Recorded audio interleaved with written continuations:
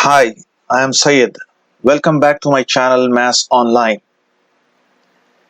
Today I'll be taking up the topic on Laplace transform. Let me first define what Laplace transform is. Suppose if I consider a function f of t, and this function f of t is a real valued function,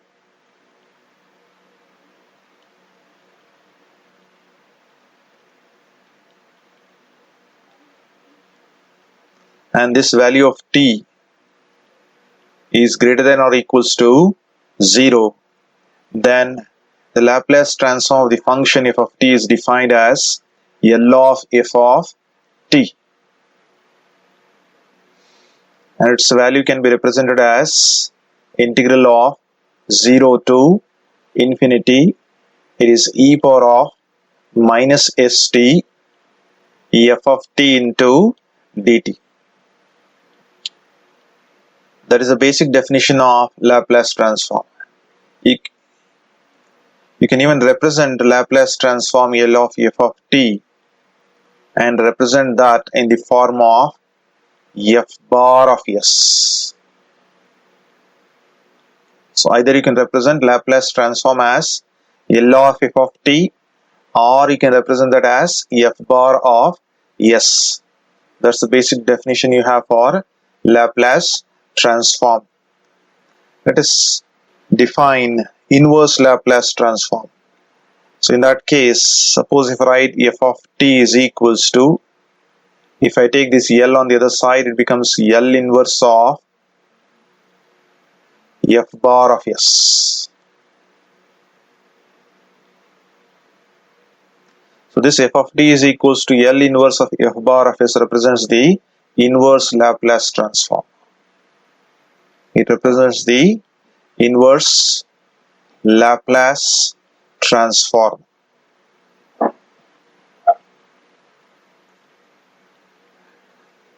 So these are the two basic definition of the Laplace transform and the definition of inverse Laplace transform.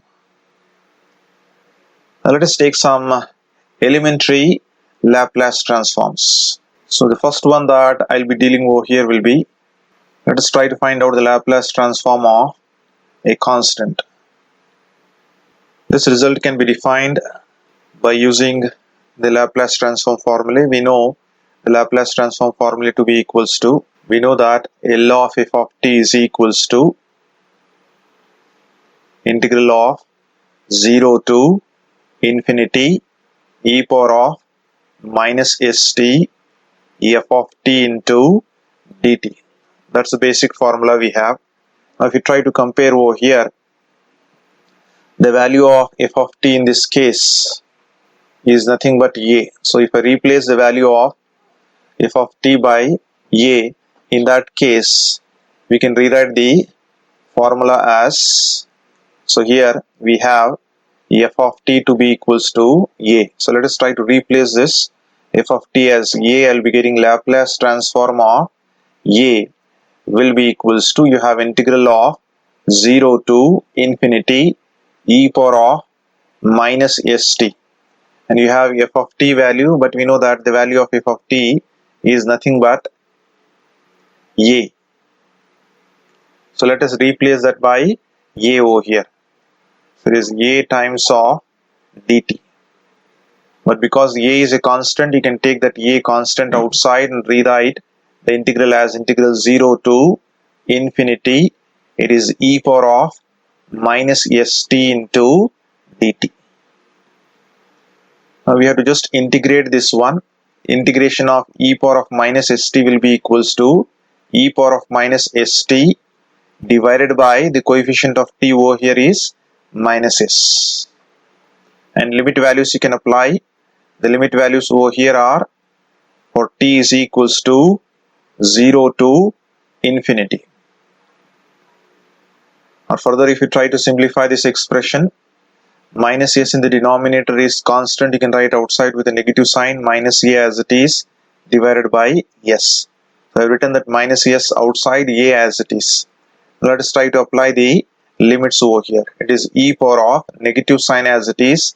Apply the upper limit for t to be infinity. So it becomes e power of minus of infinity. Upper limit value minus of e power of. Lower limit value for t will be 0. So we'll be getting e power of 0. Let us further rewrite the value for e power of minus of infinity. E power of minus of infinity, its value is nothing but 0. Whereas e power of 0 value is there, e power of 0 will be equals to 1. These are the basic results. So if I try to plug in these values over here, I'll be getting it is minus of a by s. E power of minus infinity value will be 0 minus e power of 0 value will be 1. Further, if I try to multiply this, negative of negative will become positive. So plus a by s you will be getting. So we have got the Laplace transform of the constant value a will be equals to a by s. That is the first result we have got. Laplace transform of a will be equals to a by s. But suppose if I take the value of a to be equals to 1. So put a as 1. So in that case, what will be the result that we will be getting? Laplace transform of 1 will be equals to a is 1, so we'll be getting 1 by s.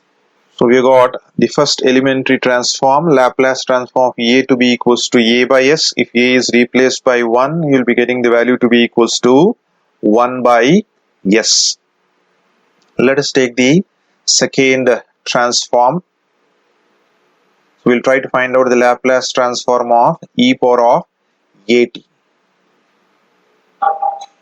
So let us see what will be the result for Laplace transform of e power of at.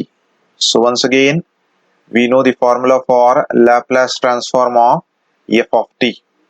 So Laplace transform of f of t is nothing but integral of 0 to infinity. It is e power of minus st f of t into dt. Here if you try to compare the value of f of t, the value of f of t in this case is e power of at. So let us try to replace the value of f of t to be equals to e power of at. So if I try to replace Laplace transform of f of t is e power of at. That will be equals to, it is integral of 0 to infinity e power of minus st, and the value of f of t is nothing but e power of at into dt. Or further, if I try to rewrite this value, it is integral of 0 to infinity. Now because the bases are the same, you can just write it is e power of minus st. Powers can be added. Bases are the same, powers can be added. That is a basic rule we have. So minus st plus at times of this dt. Or further, if I try to rewrite this one by taking the value of t as common, so I will be getting integral of 0 to infinity. It is e power of, I will take the negative sign common outside, so and also the value of t outside. So what will be left out over here? S will be left out, alright, because minus sign I have taken outside, it is minus I have to take, because minus of minus will become plus, and t is already taken outside, you are left out only with a into this value will be nothing but dt, or that will be further written as, if you want to integrate this expression, it is in the form of e power of at form. So its integral value will be equals to, it is e power of minus of s minus of a, it is whole divided by, this is t value over here, times of t, and the coefficient of t value will be minus of s minus of a.